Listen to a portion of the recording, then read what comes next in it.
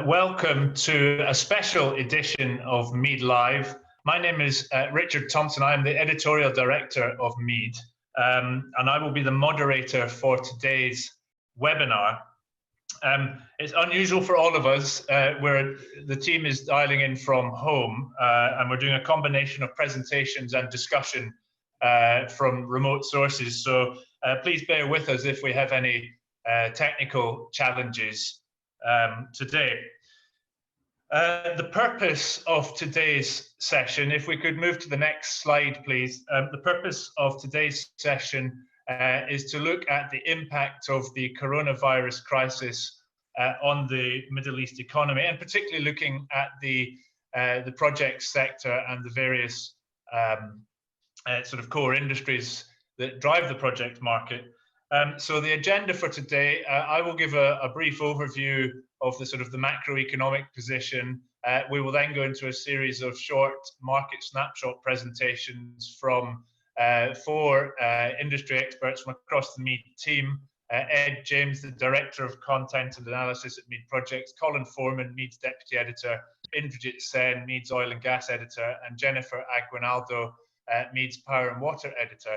After about half an hour, we shall move into a panel discussion, which I shall attempt to moderate from remote locations, and then live Q&A. And you can submit questions and add comments during the discussion using the screen in front of you. At the bottom of your screen, there's a tab that says Q&A. If you press on that tab at the bottom of the screen, there's a text field, and you can submit questions. I will take the questions and I will farm them out to the MEED speakers. Okay, if we can move to the next slide, please. So the information in this slide and a lot more information comes from meed.com and from MEED Projects. If you aren't currently a subscriber, you can have a look at MEED and MEED Projects at the URLs shown on the screen in front of you. There is a lot of information from both of these services about the projects market and about the economics of the virus. If we could move to the next slide. This month, in fact yesterday, MEED published the April edition of its monthly magazine, MEED Business Review. The magazine itself, which you can see on the slide, it focuses on the impact of coronavirus on the Middle East, and there's a lot of detail in there. Things like the future for OPEC, a special report on hotel investment, a detailed analysis of the UAE market, and lots more. It's available to subscribers in both digital and print formats. If we could skip to the next slide, please. One final piece of marketing before we get into the meat of this webinar. MEED in the next few days will launch the MENA Projects Market Outlook Report 2020, and this is a coronavirus update of a report that we were due to publish this week, as it happened anyway. So if you are interested in finding out more about this report, you can go to meed.com, or you can contact myself or any of the MEED team who are presenting today, and we'll be delighted to tell you more about this report. Okay, let's get on with it. If we can go to the next slide, please. I think from the economic perspective, there are three things going on at the moment, which I will just summarize in a few slides before we go into the sector breakdowns. I think firstly, we have obviously a health crisis. We have a new virus. It's deadly. It was first discovered or announced in December in Wuhan in China, and over the subsequent 2 or 3 months, it's spread around the world, and it's been declared in the past month by the World Health Organization as a pandemic. There is no vaccine, and there is no certainty about how far it will spread and when the spread will end. So far, today, we have seen 400,000 confirmed cases around the world and around 20,000 deaths as a result of the virus. In the MENA region, there have been about 28,800 confirmed cases. That excludes Turkey and Israel. And there have been just over 2,000 fatalities in the Middle East and North Africa as a result of COVID-19. And as everybody I'm sure knows, Iran has been the worst hit country in this region, with over almost 22,000 confirmed cases and 258 deaths. If we can move to the next slide, please. So the first, I said there were three things going on. The first is the health crisis that I just described. The second thing is the action by governments to flatten the curve, to stop the spread of the virus. The risk here, or the story here, is that this is about preventing our public health services from failing, from collapsing. The collapse of the public health services would mean no intensive care beds. It would mean not enough ventilators. It would see a much higher rate of fatality as a result of the virus. And so the top priority for governments around the world is to stop the spread of the virus and to flatten the curve. And they're taking very strong actions. Over 100 countries have introduced travel restrictions. Airlines, including Emirates and Saudi, and many others in the region, have suspended flights. We have social distancing measures enforced across the region. Curfews in some countries, Saudi Arabia and Jordan most recently. Borders closed, schools and universities doing remote learning. Businesses, such as everyone from MEED, working from home where possible, and emergency healthcare actions. This is all about slowing the spread of the virus. If we can move to the next slide, please. So these actions to slow the spread of the virus have had significant economic impact. Effectively, the global economy has been closed down, or largely closed down. Massive economic impact. The stock markets have fallen about 30% since the start of the year. The travel industry is effectively in quarantine. IATA just today, the International Airline Agency, has said that the airline sector will lose about $252 billion this year in lost revenues. That's 44% down on last year.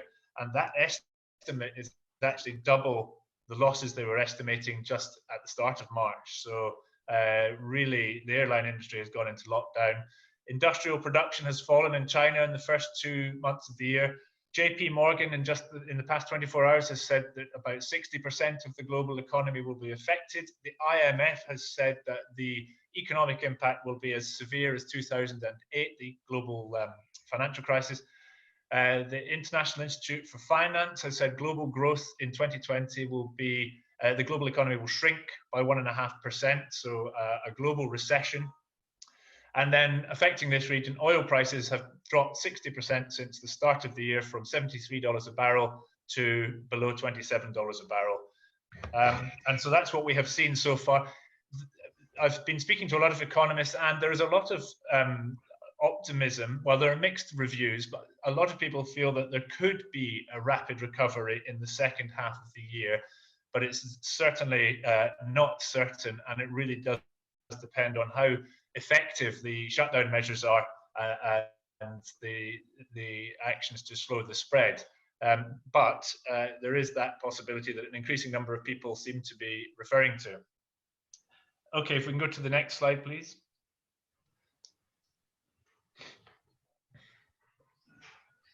Next. Okay, so in response, the third part of the story, so I said there were three parts of the story. There's the health crisis, there's the economic impact, and the third part of the story is the response by governments. The governments around the world and in this region are very alive to the economic and financial risks, and we have seen over $6 trillion worth of stimulus packages announced globally to prevent the economic impact causing a full-scale meltdown of businesses. So the risk is a default crisis, companies failing, people being made unemployed, banks losing repayments on debt, and a very steep negative spiral. So we've seen over 50 countries have cut interest rates to make borrowing easier and cheaper, and introduced quantitative easing packages to put money into the financial sector to allow banks to support companies. In this region, we have seen stimulus packages announced by many countries. I've mentioned on this slide Saudi Arabia, which announced a $19 billion package on the 20th March, UAE $27 billion of credit and capital finance measures being made available, and a $4.4 billion stimulus spending plan. So across the region, we are seeing, and around the world, we are seeing these vast stimulus spending programs, really just to keep businesses alive and intact and going through the crisis. Next slide, please. So that's the three parts. There is the health crisis, there's the economic impact, and there's the stimulus spending to get us through the crisis intact.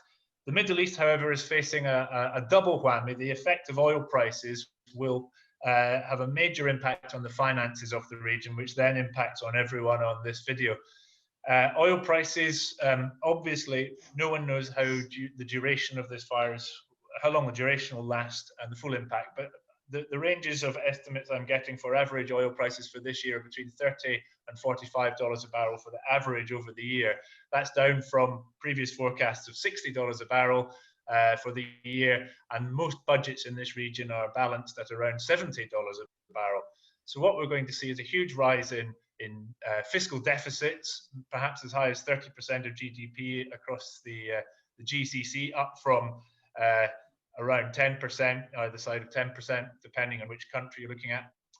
I spoke with Nasser Saidi, a leading economist, recently, just a couple of days ago. He estimated $160 to $180 billion of deficit financing will be required in the GCC in 2020. That deficit financing will come from a mixture of borrowing and from drawdowns on reserves, but it will also come in combination with cutbacks in spending, and that's where it affects people in this market, in this audience. Colin Foreman, who will be speaking in just a moment, he has a story on MEED.com that he's done some research. He thinks about $91 billion of project spending could be impacted by these by the fiscal restraints or austerity measures once they're introduced.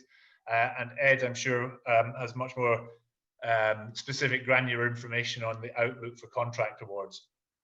So that's really the summary. It's the three things: the health crisis, the economic impact, and the stimulus spending. And in this region, the fiscal impact of lower oil prices and what that might do on spending. So we'll now move on to the first speaker. I'm going to hand over to Ed James. Ed, if we could go to the next slide, please, Nabil. So Ed James is the Director of Content Analysis. Over to you, Ed. Hello, afternoon, everyone, or morning, depending on where you are in the world. And I'll be giving quickly a quick overview of the impact on projects overall in the region. So if we can just go on to the next slide.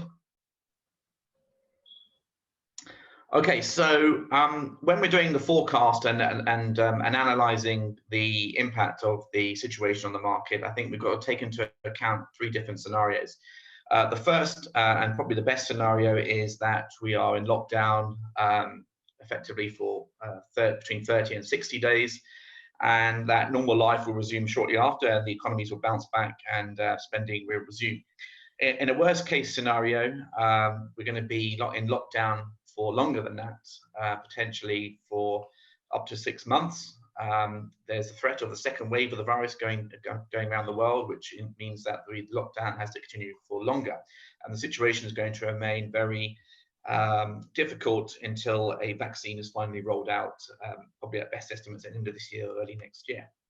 And then there's a final option that's come around recently, which is I described as the Trump option, where effectively we just take it on the chin. We go into lockdown for a short amount of time, but then after that, we just have to take it on the chin and resume work and just bear the consequences of that on the basis that we have to protect the economy.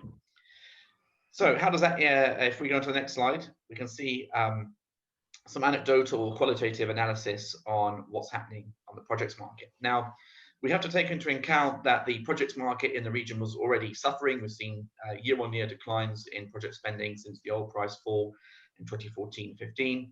Last year, we had about $102 billion of contracts awarded, so well down on the $177 billion record we had in 2014-2013. And of course, even without the virus situation, we have got oil at $30 a barrel. So regardless of what happened, was happening around the virus, we still got a very difficult situation. But look, we got some positives and some negatives. In terms of negatives, clearly we're going to have some economic challenges. Global recession is probably likely, and obviously there was going to be lower demand for property, tourism, retail, also going to suffer. We've also got very difficult short-term business performance. Businesses are going to be jobs are going to be lost, and not all companies are going to survive, unfortunately. And we've already seen the impact on government spending. Saudi Arabia's already announced a $13 billion budget cut and told its ministries to cut 20 to 30% of spending, and ADNOC has already told contractors and suppliers it is reviewing relationships to cut costs. On the more positive side, looking at the some of the pluses, the small pluses that we've got at the moment. In Dubai, they've reduced, or UAE, they've reduced the loan deposit ratio to 80%, which could potentially stimulate their property market, help price is increased and launch more projects as a result. We also do still have some contract activity, tender activity and award activity. We've seen some big contracts awarded in the last week or two. We've seen tenders still being issued. So life does go on. And we also seen some very large stimuluses launched, as Richard said, by the countries in the region, $34 billion in UAE, with a special emphasis on accelerating in projects. Now, governments cannot control the virus, they cannot control the flow of retail and tourists into the country, but they can control government spending on projects, which is critical given that most projects, of course, are funded by the state. So there's a very clear message from the UAE that they are determined to try and maintain economic growth through project spending. Okay, let's go to the final slide of my piece, please. So this is the forecast for how we anticipate the market to be affected by the virus this year. So the red columns are last year's performance in terms of contract awards. In the Qatar, Saudi Arabia, and UAE, we had nearly $93 billion of contracts awarded. And when we did the forecast earlier this year, we anticipated that project spending would increase to $112 billion. This is the darkest column in the three countries this year. Now, that $112 billion is a substantial increase in last year's number, but a large chunk of that comes from the Qatar LNG program. So if you remove that, then pretty much we're on where we were, or even less than last year. Now, in terms of the forecast, we have two scenarios. One is based on the previously mentioned 30 to 90-day disruption. The worst case scenario is on a 90-day plus up to 6-month disruption in projects and project spending and the economy in general. So as you can see here, based on the base case, we expect that Saudi Arabia and UAE will be both hard hit by in terms of project spending, falling quite considerably, and overall we see 15% decline on total project spending this year compared with the original forecast. And if the situation deteriorates for longer, then we will see an even worse outcome of nearly 30% fall in overall project spending. So it's a pretty, unfortunately, it's a pretty, the impact of the virus is going to affect project spending based on the current lockdown. So we will have to see how the market progresses and which scenario actually plays out. So that's the end of my slot. And again, if you do have questions, please raise your hand digitally and submit your question. Ask who you want, tell who you want to ask the question to, and hopefully I'll speak to you later at the end of this presentation to answer any questions you might have.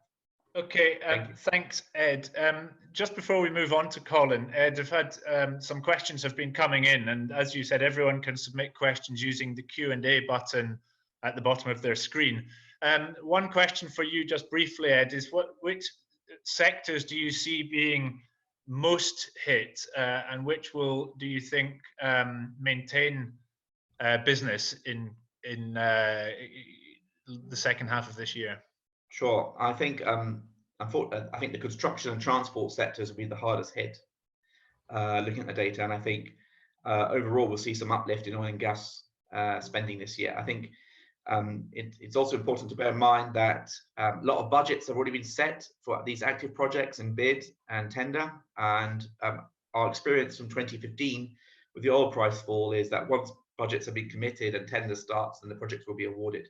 It may well be that we'll only see the full impact of this next year, unfortunately. But as it stands, I think power, water, and oil and gas are going to be much more resilient to the situation this year anyway. And I think construction and transport are going to see some more immediate impact.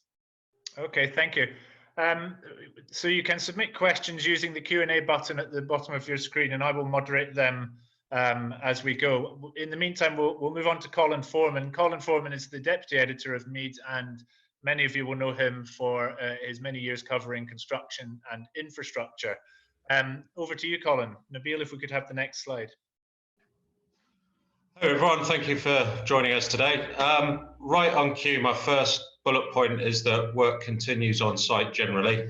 And about 5 minutes ago, a bobcat turned up on my street outside. So if you hear a low droning noise, I apologise, it's out of my control, but it is construction work that's going on. I think there's two things to talk about when it comes to construction. The first one is what's happening on site today and what do we expect to happen over the next few months. And the second thing to talk about is speculate a little bit about how we think the market might change as a result of this crisis. So if we jump straight into the crisis, as I said, for the large part, work on site is continuing the best it can at the moment. Most companies I've spoken to, in fact, all companies I've spoken to, have said that their projects are still continuing. There is disruption though. Broadly speaking, it's in two categories. The first one is supply chain disruption. So there are issues with getting particularly specialist things that aren't really local items. So things like lighting, curtain walling, cladding and things that generally so far have been ordered from China. Shipments from China have been disrupted and that's causing a bit of delay on site. I expect that will spread to other countries as the virus spreads. So for example, you might find a situation where things ordered from Italy may be disrupted, start to be disrupted. So that's a moving issue with supply chain. Manpower is the other big concern and probably the bigger one.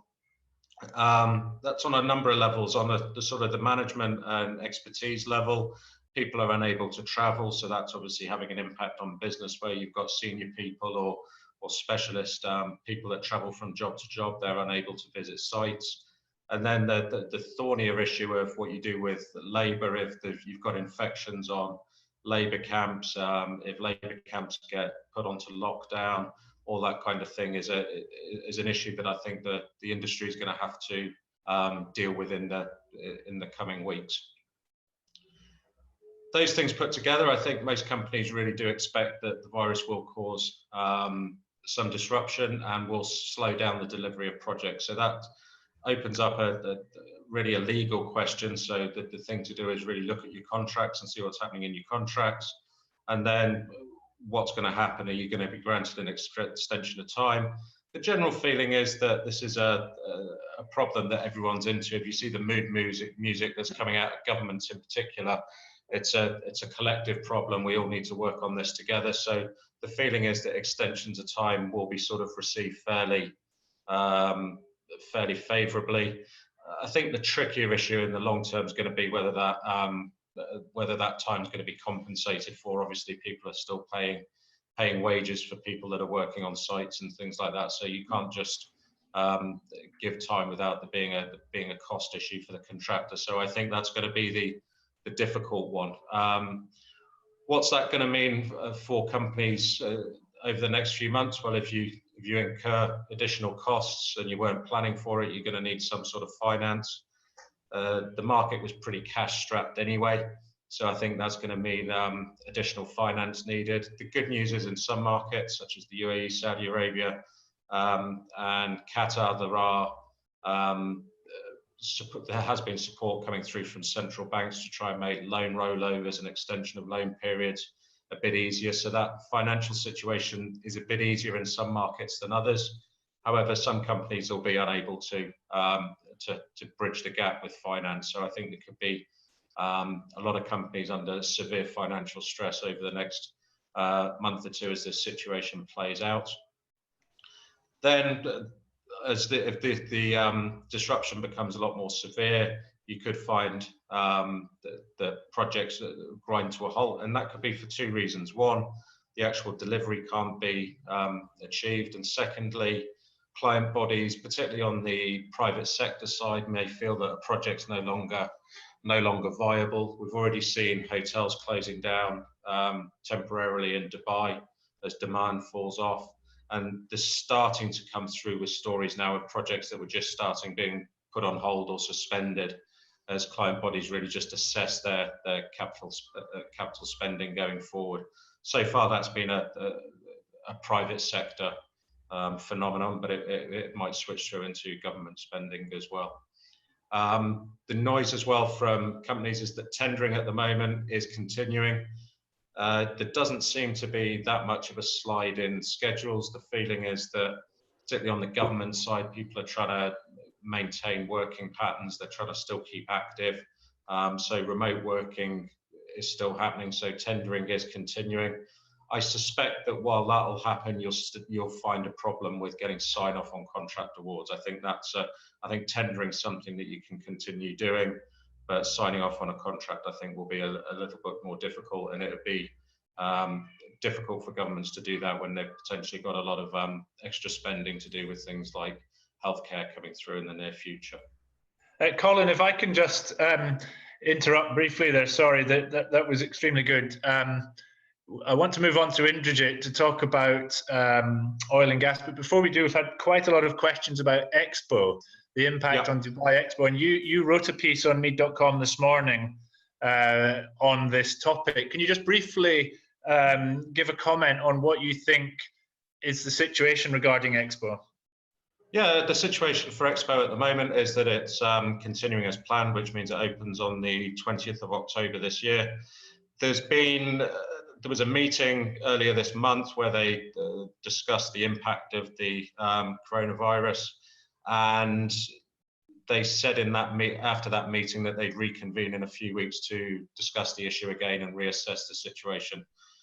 As far as I understand, that's still what's going to happen. I think what has changed in the meantime since that meeting happened is that the severity of the lockdown measures introduced by governments around the world, and including this region, has increased. We've seen flights cancelled really from the UAE, so that makes things difficult in terms of flying in people from overseas to work on the Expo delivery. So I think that's going to impact things. And then I think the other thing that's important is that the Olympics has been postponed till 2021 from this year. And I think that really I think the first precedent was set by the European Football Championships, which moved to next year. The Olympics has followed. Expo is about 3 months later than the Olympics, so it's got a little bit more time, but I think it's quite a brave decision if they decide to continue going, given that it's quite a short time after the Olympics, and then it puts a lot of pressure on whether it can be the final bits of the pavilions and things can be delivered, but perhaps more importantly, whether people will be planning travel, whether they'll get the visitor numbers they want. So it's a very difficult decision for them either way, but I think the Olympics decision yesterday really sort of suggests that postponing things for a year seems to be the easier option for the people in power these days. Okay, thank you for that, Colin. I've got a lot of questions coming in, so I want to move on through the other presentations before we come back to them. Thank you, everybody, for the questions you've submitted so far. We will try and answer as many as possible in the webinar and afterwards by email if possible. So we've had a couple of questions here, well, loads of questions here on oil and gas. The first is, what's the impact on oil and gas projects under execution and on the recently announced projects? And the second question relates to we can expect capex cuts by the big oil companies, and how do we expect that to play out in this region? So the perfect person to talk about this is Indrajit Sen, MEED's oil and gas editor. Over to you, Indrajit. Thank you, Richard, and thanks to everyone joining in the MEED live webinar today. I'll jump straight into the slides in the interest of time. So, Nabil, if you can have the slide. Oh, there you go. So, I mean, obviously, oil prices predictions have been revised down to about $10 a barrel. And now, average oil prices for for Brent this year is being predicted at $30, which is abysmally low and could mean a lot of high-cost oil producers going off the market. In terms of demand, obviously, close to about 10 million barrels a day of demand has been wiped off the market, and of that, 3 to 3.5 million barrels being wiped off just from China alone. As more and more countries go into lockdown in the coming few weeks and months, we could see that demand plunging by about 14 million barrels a day. You could also, I mean, it's quite a baffling situation at the moment. While oil prices have had quite detrimental impact on the market, and project delivery is obviously bound to be impacted by that.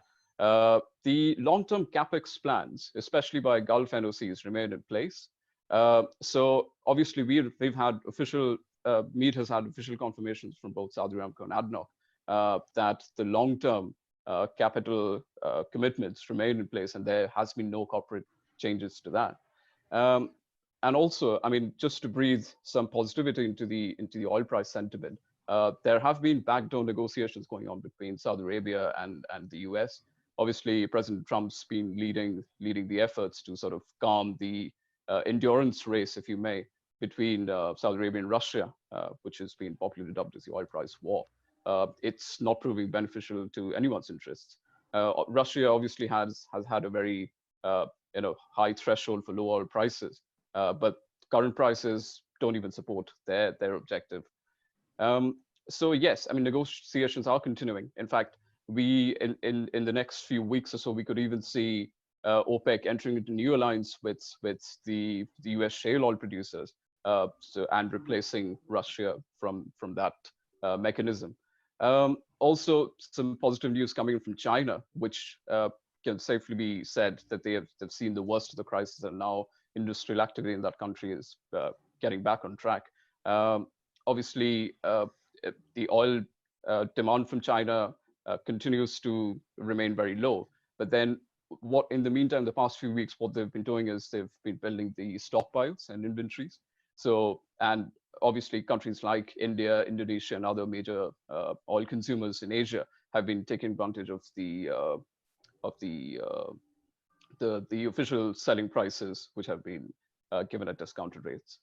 Can I have the next slide? Indrajit, could you give a comment on projects? Do you think that any of the planned projects, if we split oil and gas into upstream and downstream, do you think any of the big plans for upstream expansion will be stopped, or do you think that will be accelerated? And what about the downstream projects, particularly these big integrated refineries and petrochemicals plants? So there will be no changes to the upstream strategic projects that are in place, considering the fact that oil spare capacity targets have been sort of enforced, and these NOCs are now working towards a very ambitious additional spare capacity target. So if I'm to talk about Abu Dhabi, so strategic projects like Upper Zakum, 1 million barrels a day, the Lower Zakum, full field development plan, then Shef, the long-term development plan phase 1. All of these projects continue to remain on track. The budgets haven't been altered with, from what I understand. Obviously, when the coronavirus set in, these projects were at a very initial phase of development, so those deadlines haven't been tampered with either. In terms of Aramco, obviously there's been project deadline delays in terms of projects like the Zuluf mega project. But on the downstream side, obviously refining margins have been hit, as a result of which we'll see the new refinery by ADNOC, the scope of which will be severely revised down to a much smaller project in scale. Okay, I'm going to skip on to Jenny. That was excellent, Indrajit, but we're a bit running against the clock a little bit here. So I have a lot of questions on the oil and gas side, which I will come back to you on once we've heard from Jenny. But Ed mentioned in his comments that one of the sectors that probably wouldn't see spending cut, at least in the short term, is power and water. And so Jennifer Aguinaldo is MEED's energy and technology editor, and Jennifer's done a couple of slides on the power and water sector. So if we could if you could give us a few minutes, Jennifer, and then we'll go on to the Q&A and discussion. Thank you. Sure. Thanks, Richard. Thanks, everyone, for joining us this afternoon. Nabil, can we go to the next slide? Right. So, so taking on from Ed's comment earlier, where compared to other sectors, the power and water sector might be slightly less affected. I think the main reason for that is that while there might be a contraction in demand, the main driver for renewable energy projects and independent water projects in the region would be the need to save gas and lower sector costs. So at the moment, we have around 15 gigawatt of projects, renewable energy projects under execution, and about half of that in the bidding phase. So these projects will likely undergo some slight delays in terms of execution due to the disruption of the global supply chain. And in terms of expected awards, we've already seen some delay in terms of the award of the Al Dhafra solar IPP in Abu Dhabi, and the REPDO category be in round 2 projects. But these delays are mainly have to do with the extreme limitation in terms of people moving physically to get to sites, for instance. But I'd like to point out, for instance, that yesterday there was an announcement about the financial closure for IBRI2 solar IPP in Oman. This indicates that behind the scenes, people are working and trying very hard to get these projects moving, despite the many limitations that this crisis has imposed on the players and developers themselves. It must be mentioned, though, that there is no banking crisis at the moment, unlike in 2008. So we're being told that the interbank rates are working well, and therefore financial close for some of the projects, while it might be delayed, will still, so far, there might be some slight delays, but there has not been any indication from clients that they want to cancel any projects. I think the long-term prospect remains that they will not make a U-turn on their long-term renewable energy programs, simply because the objective is clear, which is to save gas costs, lower sector costs, as well as to meet their sustainability objectives. Over the short term, we expect a shift.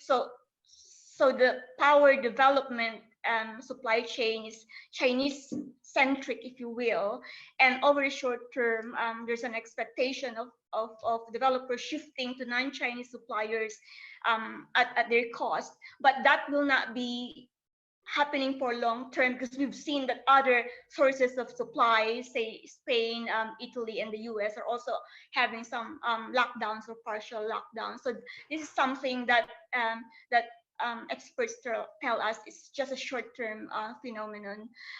There's apparently an issue. We expect some issue in terms of government equity infusion in some projects. So if the low oil prices will persist for much longer, then there might be some issues in terms of the ability of governments to offer sovereign guarantees, which most of these projects have. So that's one of the threats, one of the fears I think that the industry has to face if this crisis extends beyond the next few weeks. There's also an issue in terms of project funding. So we expect that fully fledged or part IPP projects will be at a better, will have better prospects of continuing despite some slight delays compared to EPC projects, which depend almost entirely on government funding, especially if low oil prices will stay below the budgeted price. I guess that's it. We'll be open for questions, and hopefully we can answer them once they come along. Thank you very much, Jenny. We've got a lot of questions, and I will try to field them. If you have comments or questions, you can still submit them using the Q&A button at the bottom of the screen. We're not going to be able to answer everybody. We've had so many questions, but I will go through I think first, Ed, if I can't see your camera working on my screen, so I don't know if you're still on the line, but we've had a few questions. I am still here, indeed, yeah. A few questions about Kuwait. So both yours and my slides were only able to sort of touch on a couple of the markets. But we've had several questions about Kuwait, and if you have any thoughts on. Yeah, I apologize that we haven't covered every country in detail. It's just purely time constraints and amount of information we can provide in one session. But Kuwait obviously has been a market that has literally halved in size year on year since 2015. So each year it's decreased by 50%, and last year just $3.5 billion of contracts awarded in the state. Now Kuwait, I think it's got to bear in mind that Kuwait all customarily is very conservative about spending, even though it's got a huge amount of cash. It's probably the best off financially of all the GCC states. The fact is that in this kind of situation we saw in 2015, 16, and we saw earlier 10 years ago in the crash, it tends to still spending. It tends to keep hold of reduce spending. So the outlook for Kuwait, unfortunately, is also quite negative. I do not see any particular lift other than potentially the award this year of the Al Zour petrochemical refinery integration complex. Other than that, I think the outlook for Kuwait is pretty negative. Likewise with Bahrain and Oman, I don't see any potential uplift there. Okay, now I've had a few questions asking for the slides. I would just like to tell you, everyone who has registered for this webinar will be sent the slides that we've gone through today. As Ed mentioned, they're not comprehensive. It's just a quick snapshot of some of the main themes and happenings. If you use your MEED.com or MEED project subscriptions, there's a lot more information there, but we will circulate the slides. Now, Nabil, who is controlling the slides, can you go back to Indrajit's slides, please? And can you show the second of Indrajit's slides? Because I think we didn't show those on screen when Indrajit was talking. So the second oil and gas slide from Indrajit. And Indrajit, I have a couple of questions for you, well, 3 questions for you on oil and gas. So the first is about the impact on Chinese EPC contracts for petrochemicals facilities in the region. Do you think they will be impacted in any way? The second question is about midstream sector. So I asked you earlier about upstream and downstream. Do you have any thoughts on the impact on the midstream sector, the pipelines and transportation sector? And then the third question, it relates to Kuwait again. It's the CAFG joint operations, the shared zone between Saudi and Kuwait. Do you think that recently just restarted production? Do you think that what's going to happen there? So that's 3 or 4 questions, and I think we now have your second slide on screen for the people that were asking. So there you go. So I'll answer the last question first on the neutral zone production. So neutral zone came online with about 5 to 6 million barrels per day of oil production shared between the 2 countries, Saudi Arabia and Kuwait, during the start of February. I mean, it's interesting how you can link production from neutral zone to Saudi Arabia's oil production targets for April. So my understanding is that the 12.3 million barrels a day of oil production that Saudi Arabia is committed for the following month, that additional 0.3 of the 300,000 barrels a day is going to come from Saudi Arabia's share of the partition zone. So yeah, things are pretty much on track. Contractors are up and running over there. Work is going on as per plan, and new tenders are being released. With regards to the first question about the Chinese contractors working on petrochemical projects, I'd say Abu Dhabi is pretty secured in terms of their exposure to Chinese contractors, because Perouge 4 or all of the previous Perouge projects that have been tendered are with Italian contractor MEED Tecnimont. Even Perouge 4, which is at a very early tendering stage, remains with Tecnimont, which is undertaking the FEED works. Regarding exposure to other projects, Chinese contractors, obviously things have slowed down because a lot of the procurement still happens out of China, so which means the schedule will have a knock-on effect on that. And the second question, I'm quite interested in answering that about midstream projects. Midstream suddenly has enjoyed a lot of attention from the regional NOCs, because obviously that's a very strategic sector that these national oil companies are focusing on, because obviously if you're an energy producer, you would want to produce as much as you want in the current circumstances in lower prices, but you want to sell them when prices are ideally higher. So midstream obviously assumes a lot of importance. And if you've seen MEED.com's coverage of midstream projects in the last few weeks, we've talked about Juema and Ras Tanura terminals of Saudi Aramco, located in the Eastern Province. We've talked about Fujairah. Yesterday, Sharjah announced a new gas storage project in the Emirate, which is going to be only the Emirate's second after the first one was launched in Dubai in 2008. Okay, Indra, there's another question about marjan in Saudi Arabia.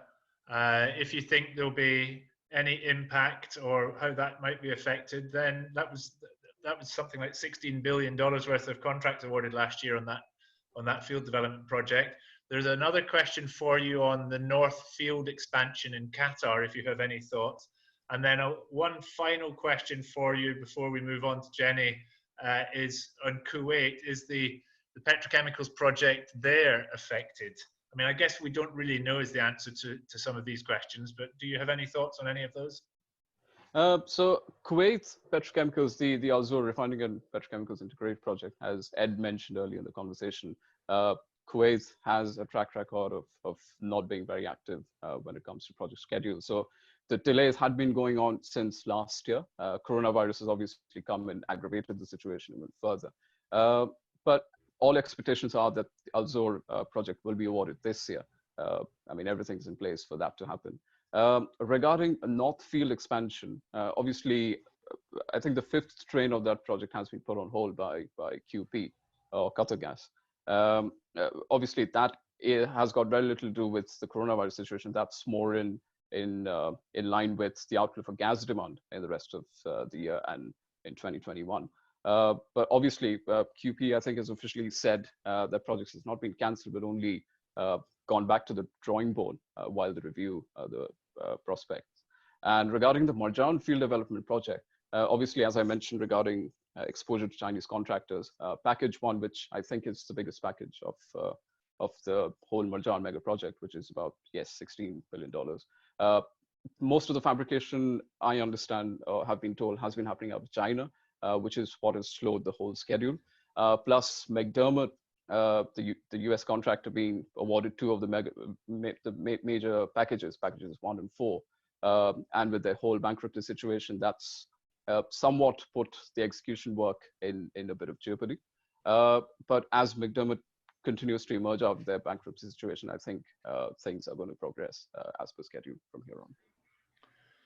Okay, thanks, Indrajit. Now, in my research over the past week or two, a lot of people think that the projects that will fall down the pecking order in terms of priority will be the big mega projects, the kind of long-term master plans, the ones in Saudi Arabia, the giga projects and things like that. And the projects that will be given priority will be, as Ed said, the social infrastructure and the oil and gas. And Indrajit just said that as well. Colin, I wonder if you could give any thoughts on the ramifications for those mega sort of real estate mega projects. And we've had a few questions about the Dubai real estate sector, if there's any stimulus spending going towards that. So if you could first comment maybe on the mega projects and second on Dubai real estate.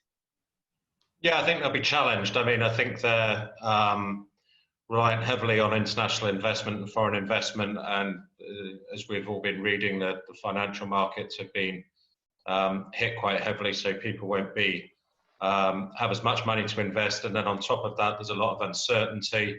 So approving a large capital expenditure decision is going to be quite challenging, I think, over the next probably over the next couple of years, to be honest, because you've seen a lot of questions being raised, particularly about this sort of the travel and tourism industry, which a lot of these large-scale projects that are being planned, particularly in Saudi Arabia, are pegging themselves on. So I anticipate that will be a problem going forward. for them to deal with. With regard to Dubai real estate, I think Dubai real estate was already in a state of difficulty. I think there was problems with oversupply and also under demand. I think the oversupply issue might get mitigated a little bit as things are slower to deliver due to the crisis at the moment. But the bigger problem is that I think demand will fall off even more sharply. So I don't think that we'll see a change in the outlook for Dubai real estate, really. In terms of stimulus measures and stimulus spending, I don't think there has been any stimulus spending for Dubai real estate. There's been some measures introduced that might help and might stimulate. So there's been a relaxation on loan-to-value rates on mortgages. There's also been relaxation, so banks can now lend up to 30% rather than 20% to the real estate sector, providing they put some more capital in. So there are some measures to try and help the real estate sector, but there hasn't been a cash bailout, as it were. So yeah, I don't see the outlook changing, particularly for the Dubai real estate. What I will say on that, though, is that certainly the central bank measure in terms of bank exposure limits has been talked about for quite a while. So it's quite interesting that that was introduced in with the central bank measures to try and help with the corona virus issues. So I think what that tells us is that there's a few things that were underlying issues anyway that may have become worse over the last month or two that are going to be possibly dealt with more rapidly than they would have been normally before the crisis started. So there might be said just across the board in general. I think there might be some decisions made more quickly. If I can push you on Saudi as well, maybe Ed might also want to come in on this. So I've had a couple of questions about housing in Saudi. Now we know that the finance ministry, the Saudis have said they're reviewing 2020 budget, and there's been ministry cuts. Have you heard any word about impact on the housing program in Saudi Arabia? And you, or perhaps Ed, have you heard anything as well? My anticipation on that would be that in the near term there is a budget problem. They need to divert money towards the health sector. You've got a health crisis. So I think that's what's driving the budget pressure at the moment. I see longer term that pressure will alleviate as the crisis subsides. And then you're looking at what's the government going to spend on. In very, very simple terms, I think people and populations will have had a very bad year, and governments will need to make it look like they're looking after their people after a difficult year. So I think housing would be one thing that would be a priority. Ed, I don't know if you...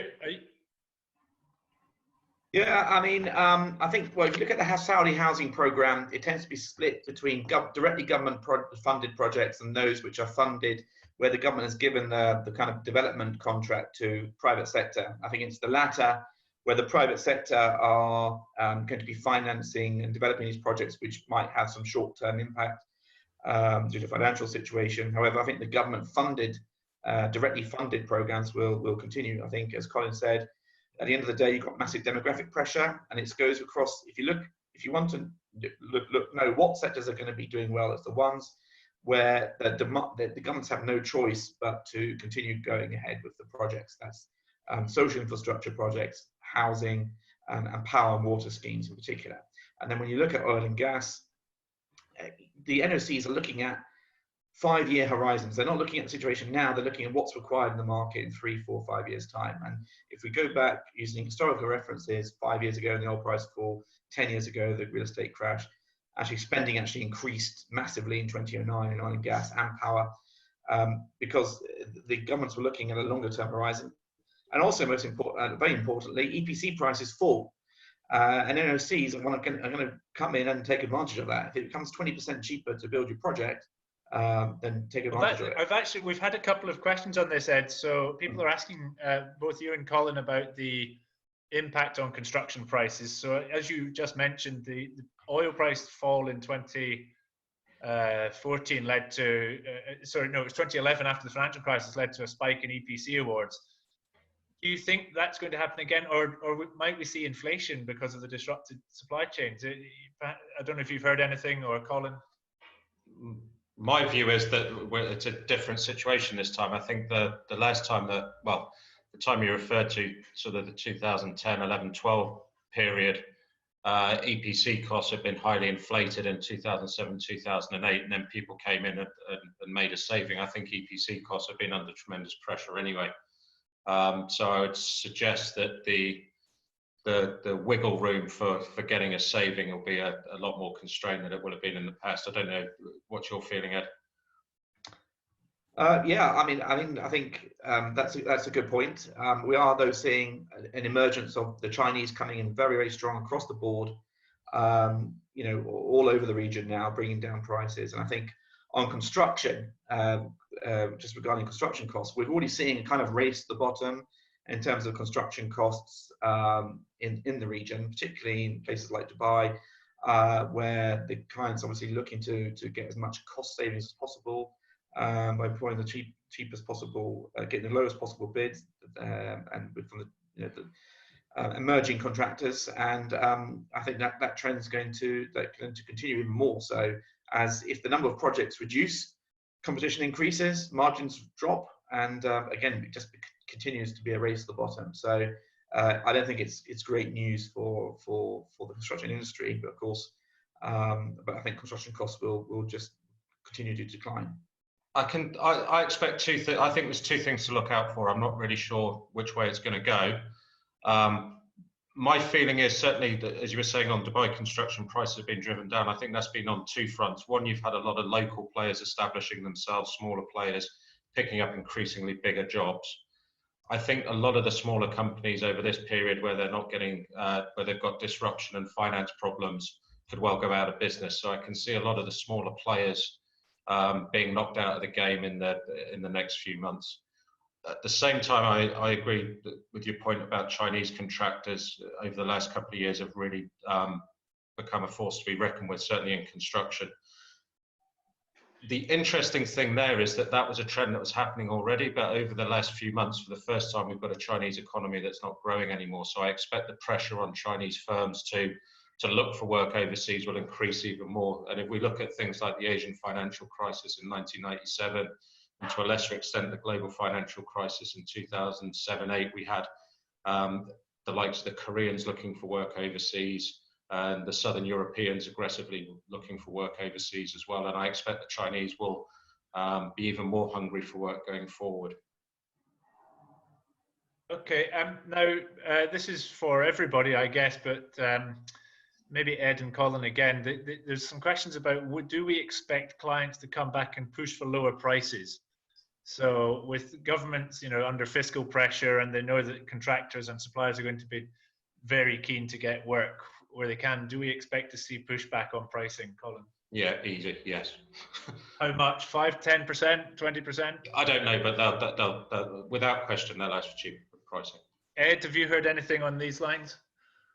No, but it's inevitable. 100%. Of course, clients are going to go out and pressurize their supply chain.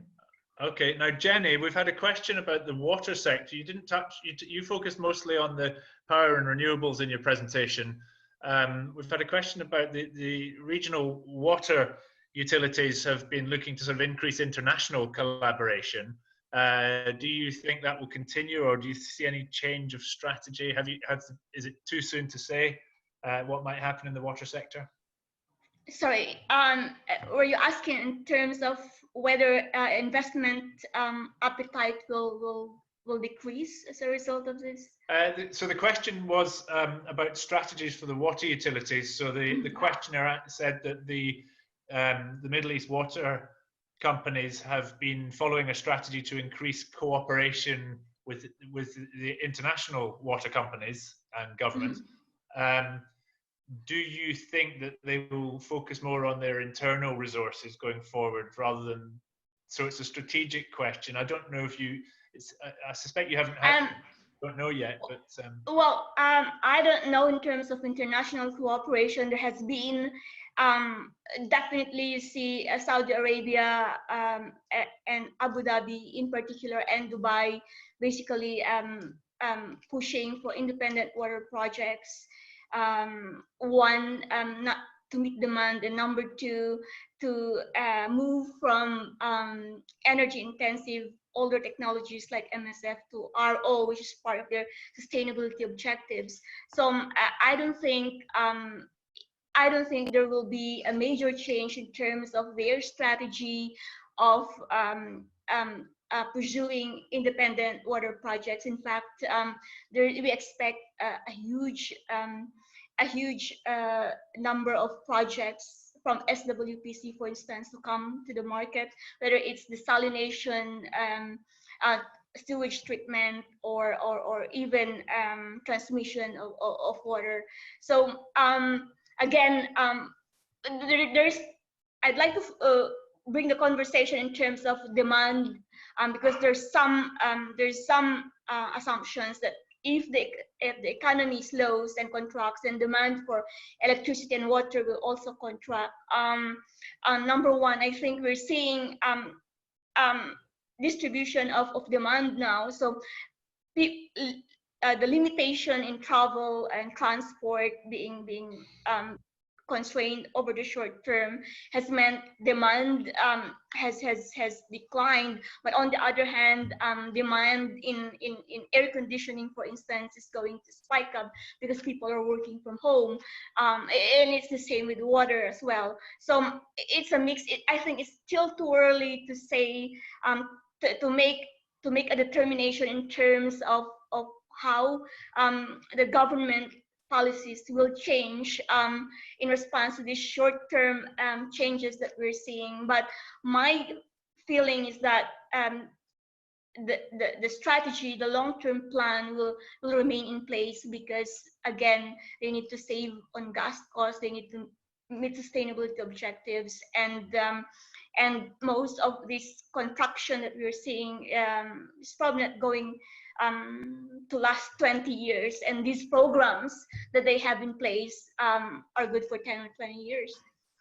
Okay, thank you for that. Just one more water question whilst you're talking. So this goes back to the slide where you showed a list of projects going ahead. So I don't know if I fully understand the question, but how on desalination projects like Tawila, Jubail 3 and Kobar 2, which are already awarded, why do you think they're not going to be cancelled? I don't know where that question, if there's a sense that they...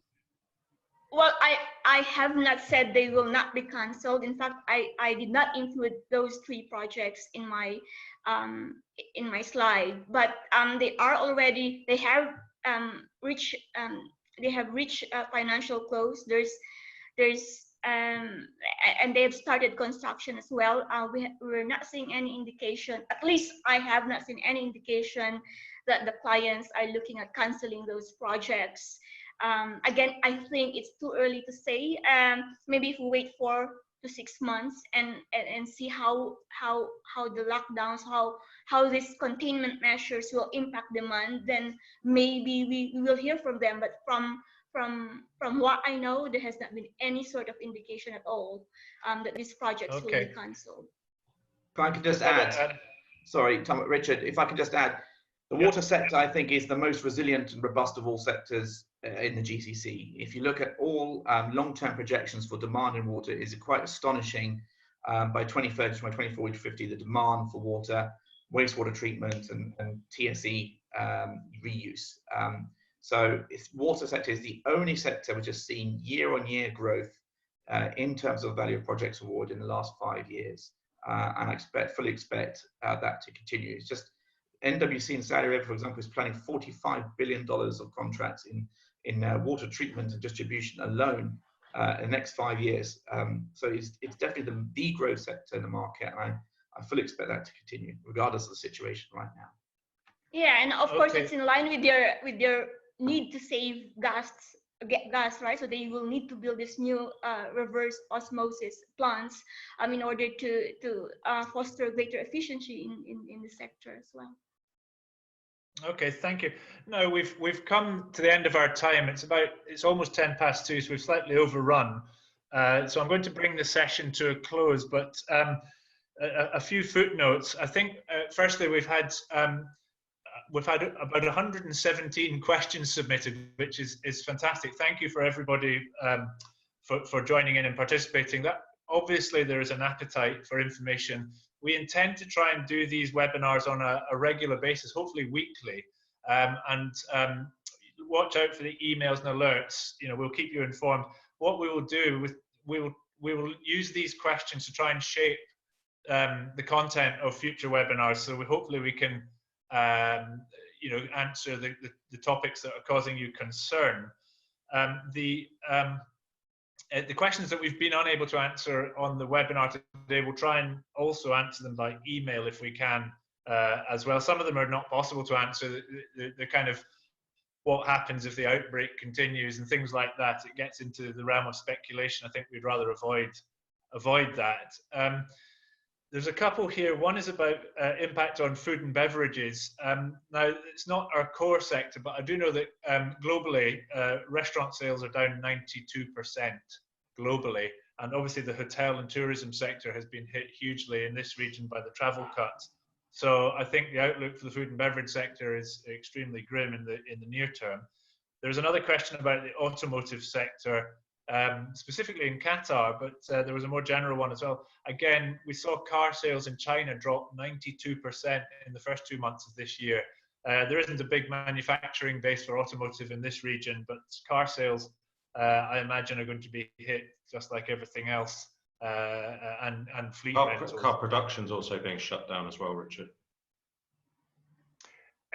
Internationally, you mean? Yep, and in the region. I mean, if you have any, I don't know much about the automotive sector in Qatar. That was one specific question. I don't really know what to say. No? Okay. But what we'll do is we'll go through your questions and we'll try and answer them in the next webinar. The slides will be emailed to everybody. Everyone who's registered, we have your email details, so thank you for that. And then, Nabil, if you can just put the final slide up of the slide deck again, please. Just a reminder, if you want, we have this coronavirus update report on the MENA projects market, which will be coming out in the next week. If you're interested in knowing, getting that report, my email address is on the bottom there, or if you go into the MEED.com or MEED Projects websites, you can find the contact addresses. If you're a MEED Project subscriber, speak to your account manager. That's it for today. I want to thank all of the MEED team for their time and the energy to put this together. It's very difficult, and thank you to Nabil for managing this kind of remote video call, and it's been very good. And thank you to all of you, our customers, for joining us today. I wish you all the best, and look out for further webinars from MEED. Thank you very much.